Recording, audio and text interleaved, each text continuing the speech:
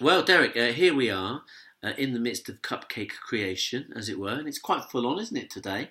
It's been a lot of very nice smells wafting through the place, but perhaps you could explain to me, a layman of sorts, how you went about creating the cupcakes with the data, Okay. so to speak. So, first of all, we gathered hundreds of cupcake recipes from online sources like BBC and other recipe websites and put them into one giant big file. And then we used a tool called TextGenRNN, which is a AI tool, a recurrent neural network. Where did you find that? Don't mind me asking.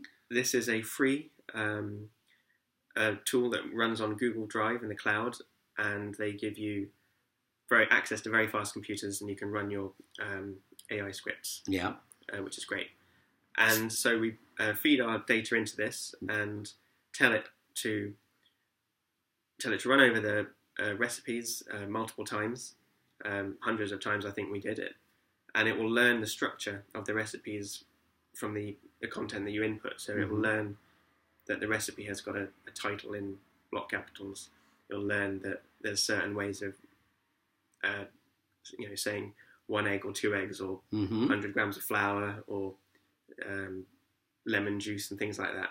So it creates a lot of output. Some of them are not very good at all, but we chose half a dozen that were sensible, that sounded sane, and then we chose 5 of the best ones, and that's what we've made. So essentially, something you told me this earlier, when it first runs, it's a bit like, as you said, teaching a baby.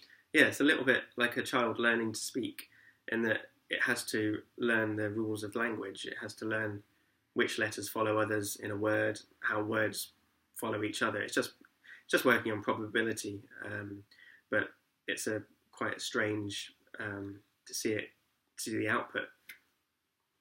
Okay, I might cut into that. Let me keep it going. I'll come back in a minute. Another question. So, what do you think we should? What do you think we should do next then? Well, I like the idea of generating more recipes. Yeah, we could have a pop-up shop. We could sell AI food. I'm very keen on that idea. Random sandwiches, or that's quite hard to say. Pasty fillings. Could you say it again? Random sandwiches. Random sandwiches. Let's see. Did you say that right there? I think so. Random sandwiches. AI generated sandwich fillings. Oh, sounds nice. Again, same principles.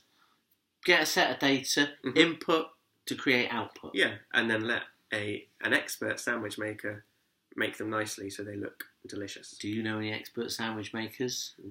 No. Do you? Well, I can track one down. Yeah. We know a good bread maker, so maybe. Maybe. So, there you go, ladies and gentlemen. That's what went on behind the scenes as far as machine learning and neural networks went on. Onto the cakes. Onto the cakes.